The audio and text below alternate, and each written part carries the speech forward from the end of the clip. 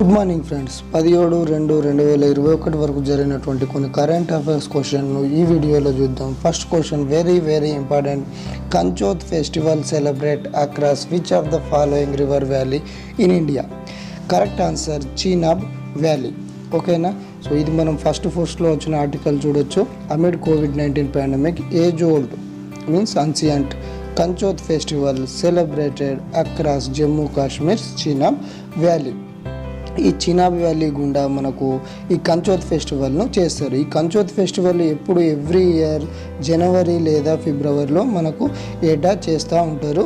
మనకు తెలుగులో అయితే శుక్లపక్ష లేదా మాఘ్ మంత్లో మనకు ఈ విధంగా చేస్తారు. ఈసారి జమ్మూ కాశ్మీర్లో చీనాబ్ వ్యాలీ గుండా ఫిబ్రవరి 14 రోజు ఇది చేయడం జరిగింది. ఈ ఫెస్టివల్ని ఇంకేమంటారంటే గౌరియా తృతీయ అని కూడా అంటారు. ఇక్కడ ఏం చేస్తారంటే ఈ ఫెస్టివల్ని ఎందుకోసం చేస్తారంటే ఈరోజు శివ పార్వతుల మ్యారేజ్ జరిగిందని చెప్పేసి మనకు ఈ ఫెస్టివల్ని చేస్తారు. ఇక్కడ మనం చూడొచ్చు చీనాబ్ వ్యాలీ చీనాబ్ రివర్ యాక్చువల్గా హిమాచల్ ప్రదేశ్ బారాలంచల కన్మలో పుడుతుంది. మనకు ఈ విధంగా ఇట్లాంటి వస్తుంది. ఈ జమ్మూ కాశ్మీర్లో ఈ రీజియన్ గుండా మనకు ఈ ఫెస్టివల్ని చేస్తారు. ఓకేనా? సో ఈ చీనాబ్ వ్యాలీ అనేది మనకు చీనాబ్ నది అనేది సట్లెజ్ నదితో కలిసి మనకు పంచ్ నాడు రివర్ అనేది ఏర్పాటు చేస్తుంది. సో దీన్ని మనకు అడిషనల్ ఇన్ఫర్మేషన్ కావాలంటే సంస్కృత్ లేదా వేదిక్ పీరియడ్లో దీన్ని అసిక్ని రివర్ అని అంటారు. ఇది మనకు హిస్టరీలో ఇంపార్టెంట్.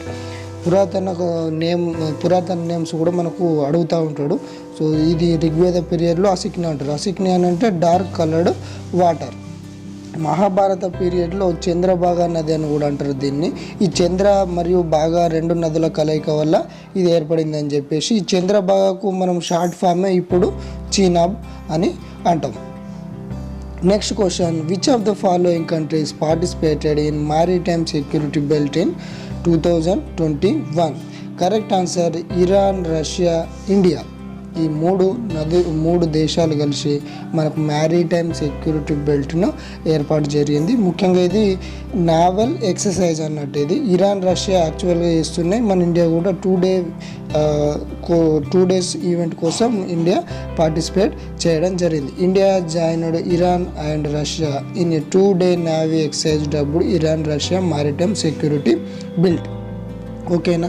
సో ఇది ఎందుకోసం ముఖ్యంగా చేసిందంటే మ్యారిటైమ్ సెక్యూరిటీ కోసం, అంటేనా సముద్ర వాణిజ్య రవాణా సెక్యూరిటీ కోసము ఇది మనకు చేయడం జరిగింది. Next question, India's largest hockey stadium to be built in which of the following state? Correct answer B, Odisha. ఇక్కడ మనం చూడొచ్చు Hindustan article. Odisha CM lays foundation stone of India's largest hockey stadium in Rourkela.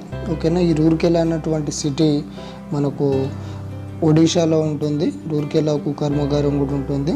So ఇక్కడ మనకు అతిపెద్ద హాకీ స్టేడియంని ఏర్పాటు చేయబోతున్నారు అని అంటే ఒడిషాలో రూర్కెలాలో ఏర్పాటు చేయబోతున్నారు. దీనికి పేరు కూడా మనకు ఫ్రీడమ్ ఫైటర్ పేరు పెట్టడం జరిగింది, బిర్సా ముండా హాకీ స్టేడియం. ఓకేనా?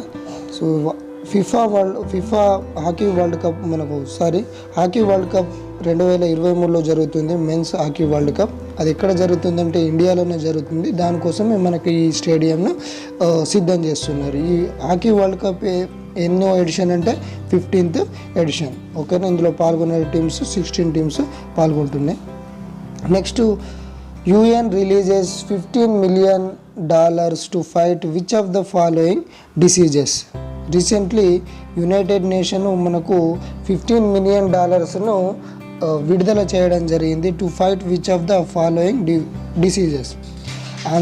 Answer B, Ebola. 2016 తర్వాత మనకు మళ్ళీ గినియా అండ్ కాంగోలో మనకు ఎబోలా అవుట్ బ్రేక్ కావడం జరిగింది. సో ముందస్తుగా దీన్ని ప్రివెంట్ చేయడానికి కోసము యునైటెడ్ నేషన్స్ $15 million మనకు రిలీజ్ చేయడం జరిగింది. అవుట్లుక్లో వచ్చిన పోస్ట్ చూడొచ్చు. After Ebola out break in Guinea and Congo, UN releases $15 million. ఓకేనా? సో ఈ గినియా ఎక్కడ ఉంటుందంటే ఆఫ్రికా ఖండంలో. ఈ దేశం ఇది గినియా. అదేవిధంగా కాంగో, రిపబ్లిక్ ఆఫ్ కాంగో, ఈ ఈ పార్ట్ ఇది కాంగో. ఈ రెండు దేశాల్లో రీసెంట్గా మనకు 2016 తర్వాత మళ్ళీ ఎబోలా డిసీజ్ అనేది అవుట్ బ్రేక్ కావడం జరిగింది. అందువల్ల దాన్ని ప్రివెంట్ చేయడం కోసము, మెజర్మెంట్స్ కోసము, హెల్త్ బెనిఫిట్స్ కోసము, హాస్పిటలైజ్ ఖర్చు కోసము యునైటెడ్ నేషన్స్ $15 మిలియన్ మనకు విడుదల చేయడం జరిగింది. Guinea and Congo both countries are present in Africa continent.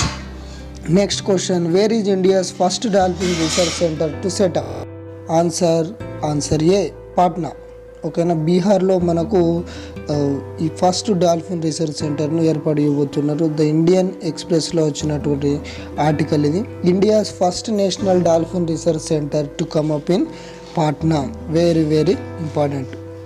ఓకేనా, the society for the long awaited national dolphin research centre NDRC is likely to be formed within a month of February 2021.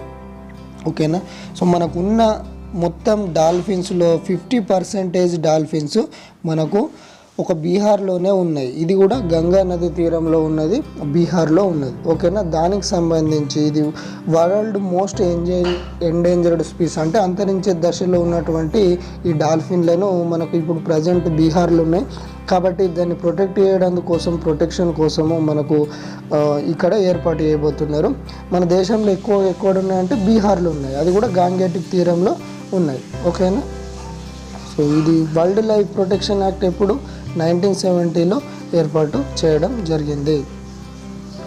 Next question, according to IEAFA report how much amount investments India is set to see in the renewable sector? Answer A. So 2030 వరకు మనకు $500 billion మనకు ఇది విదేశీ పెట్టుబడులు రాబోతున్నాయి.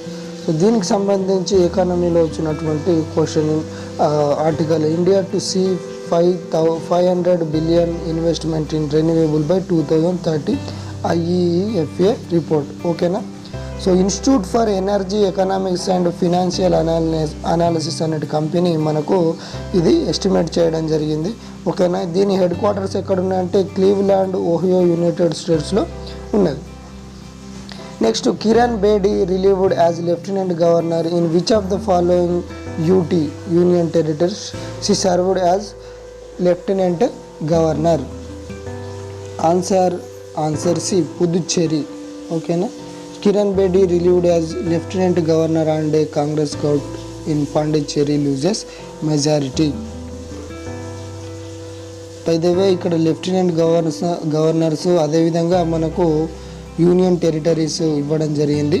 So రీసెంట్గా మనకు Dadra and Nagar Haveli లోపల డామన్ డయ్యూని మెర్జ్ చేయడం జరిగింది. సో మొత్తం యూనియన్ టెరిటరీస్ ఎన్ని ఉన్నాయి? ఇప్పుడు 8 ఉన్నాయి.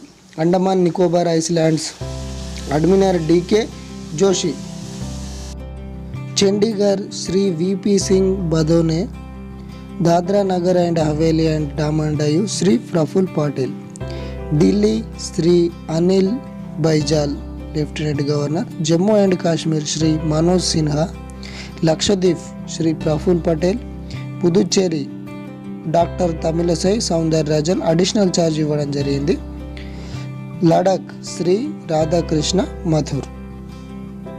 Who is the winner of Japanese award order of the rising sun? Answer D, Dabali Singh. ఓకేనా, ఈ దబాలి సింగ్ అనేటువంటి మణిపూర్ డాక్టర్ ఇతను. సో హిందుస్థాన్ టైంలో వచ్చిన ఆర్టికల్ ఇది. Manipur doctor wins high Japanese honour for promoting ties between 2 nations. Order of the rising sun అనేది Japan యొక్క అత్యున్నత అవార్డు అన్నట్టు.